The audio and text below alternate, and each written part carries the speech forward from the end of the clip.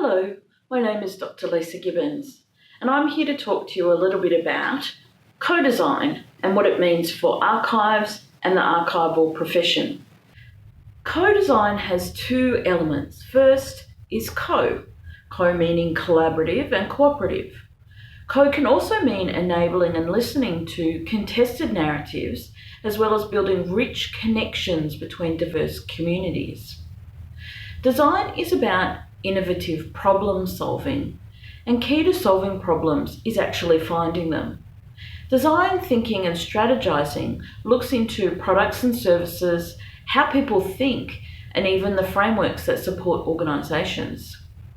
Design is really concerned with questioning what is already thought to be solved, challenging what is assumed, and reconfiguring how we see the world.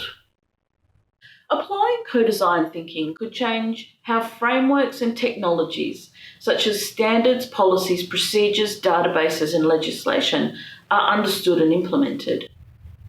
So how do we as archivists co-design? Key to co-design is the need to build safe spaces for ourselves and our communities.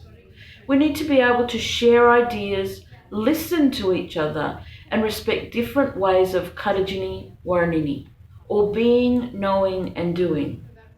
The goal is to solve problems together by challenging and even dismantling what we think we know and the frameworks that support it. I want to share with you some examples of a co-design project from Sweden. The initial idea developed by 3 museums was to undertake a refugee documentation project. Swedish researchers, however, introduced elements of co-design to the project processes. One example of co-design thinking was to bring both refugees and museum professionals together in a workshop to discuss various ways to document and archive refugee stories, with a focus on telling refugee stories in their own voices and through their own perspectives. A key element to start this process was a sensitizing activity. A week before the workshop, people were asked to document small parts of their everyday lives by answering 4 simple questions that were sent via text message.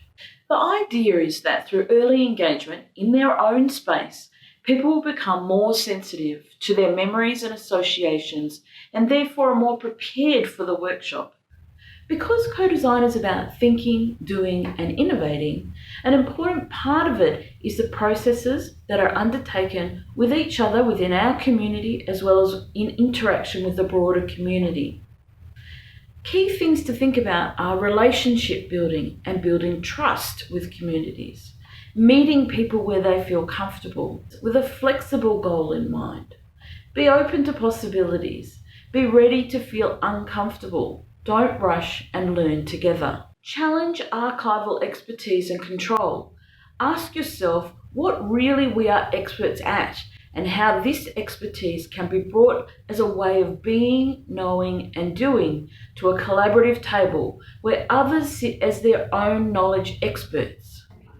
Ethics and consent is incredibly important in co-design processes. Bringing in a researcher or a facilitator is also a really good idea.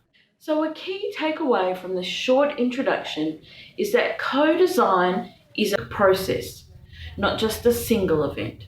So think about what will your co-design processes look like?